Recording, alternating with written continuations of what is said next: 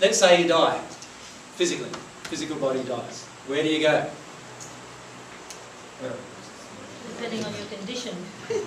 Yes, it depends. Depends totally. Depending on your level of vibration, you link with a similar vibration. But what's this vibration thing? Feel it an energy or What is it really? an awareness, I don't know. Simplify it. Motion. Goes to simple. It's about how much love you have, isn't it? You think about it, every terminology of light or vibration, right? You hear these people call themselves light workers. Right? Let your light shine between. What are we really talking about? We're talking about. So, where you go depends totally upon how much love you are reflecting in your soul. Now, it's not your definition of what love is, it's there are places in the spirit world. Best place, I'm going to draw them linearly,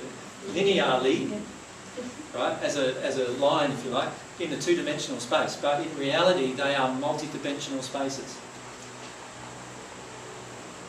1, 2, 3, 4, 5, 6. How many of you think there's 7? Have you read any spiritual material? Most people don't. Most people say there's 7. There's actually not 7. There's actually 22 so far now. Current day mathematics using supercomputers can actually describe the existence of these dimensions.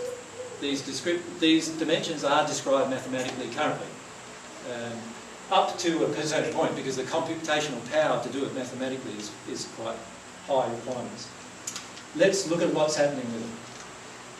If my soul reflects love, then I will pass into a more loving dimension than if my soul reflects other emotions of hatred, envy, strife, jealousy, and so forth.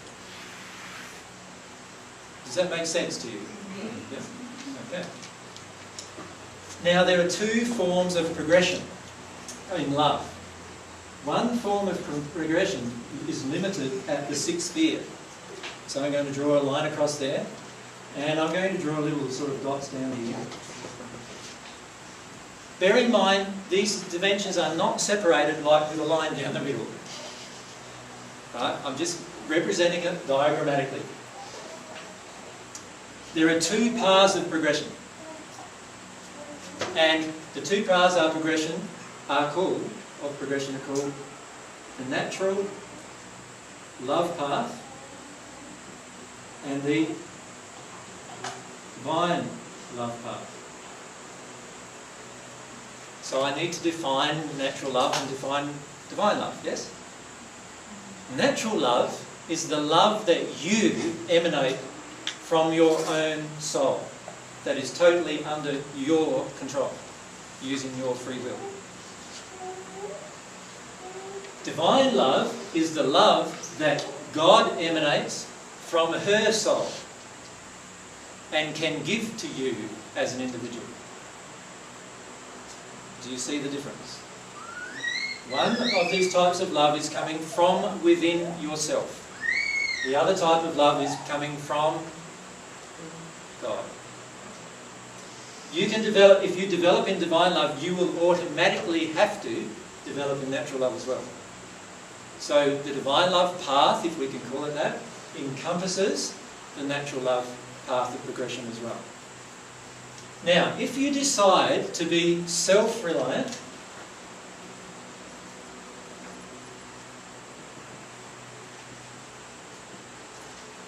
then you are going to automatically be on the natural love path of progression. Because to connect with God, you need to become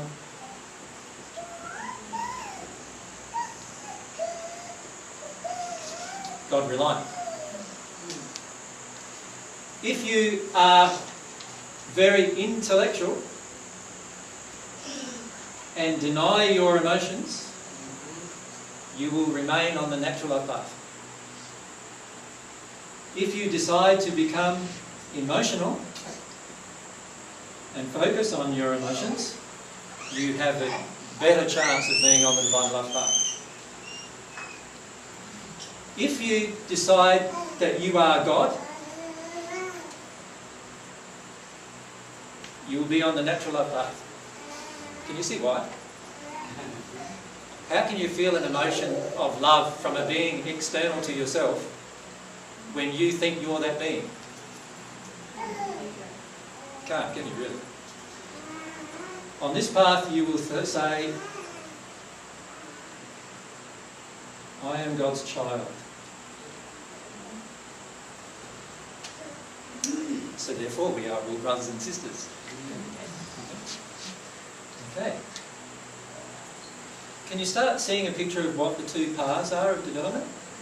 Both paths involve the dirty word nowadays called morals. Yes, God does have morals that are in harmony with her love. And you will feel them at some point in your development. So if you think you can lie, steal and cheat on any of these paths, you will find you will not be able to get on any of the paths, and you will find yourself in the first sphere in a state of stagnation until you work through those particular issues. Briefly, what is the difference between self-reliant and God-reliant? Self-reliance is when I only trust myself to determine truth. God-reliance is when I trust the relationship between myself and God to determine truth. Can you see the difference between the two? You can see that most of the time we want to do that because we don't trust anybody external to ourselves. How many of you feel that you really trust somebody? Even your partner. It's hard to trust, isn't it? How do you know for certain what they're going to do? And this is the thing, when you become God-reliant, you begin to trust that relationship because of the emotions that are exchanged between the two of you. Does everyone receive the same amount of divine love? No.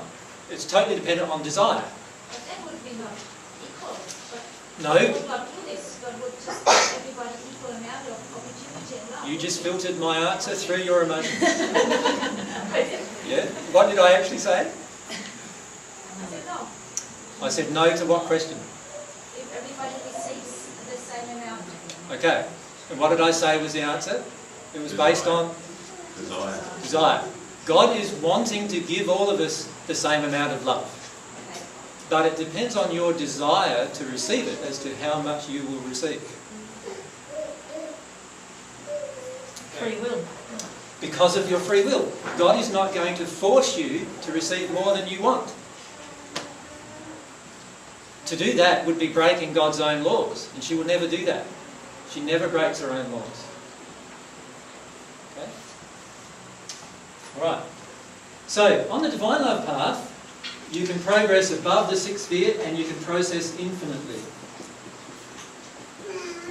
And just briefly, what happens on the seventh sphere, above the seventh sphere, is you become born again. Now, you're not saying that, oh, AJ, you're not a born again Christian. The soul gets transformed from a human soul into a soul with so much divine love in it that it's actually a different type of creature with different attributes and qualities. And that is the moment you become immortal as well. Alright? It's the transformation of the soul, and that's why it's called born again, or the new birth. It's often referred to as in the spirit world. What does that feel like? And very hard to describe. There's a book in the DVDs that I've got there. There's a book by Robert James Lees called The Gate of Heaven, and in that book he attempts to describe, it's a spirit writing this book, he attempts to describe the process that he went through when he went through the transition of the seventh to the eighth sphere.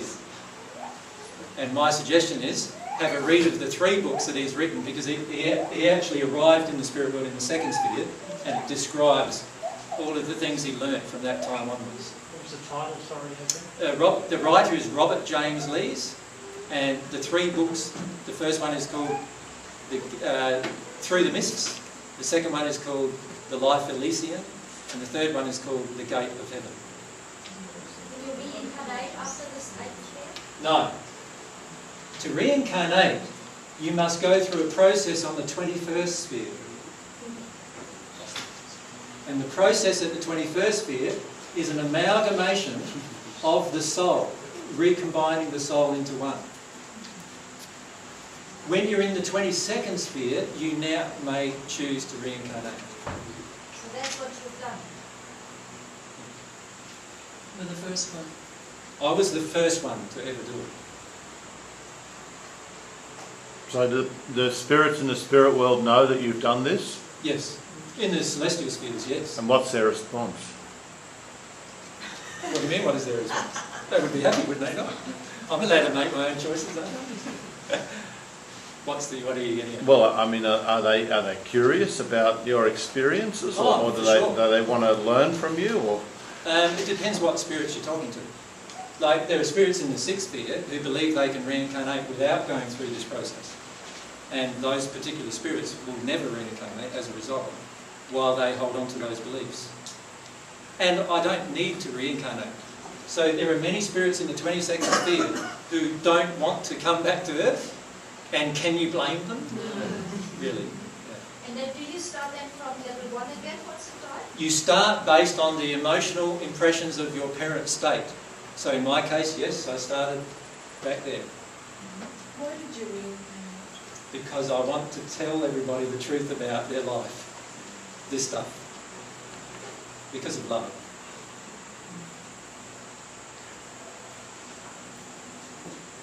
Is this the same as what you were saying before? Yes. I didn't know about the 21st sphere and the soul union though, back then. So I didn't teach the soul union. I did know about soulmates, but I didn't know about the soul union. I'll just add a question there.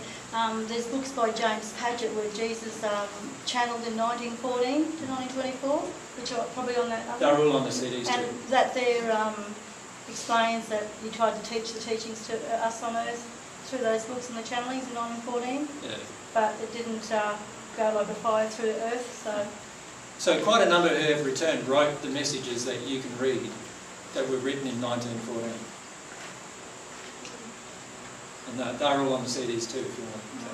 Amazing. Yeah. So the soul needs to go through this soul union process. So I'll just write that down. That's what the spirits call it at that sphere, the soul union process. Right? And it's the soul union process that allows the soul to recombine into one. And once the soul has recombined into one, then it has lots of choices available to it, far more than the half of the soul has.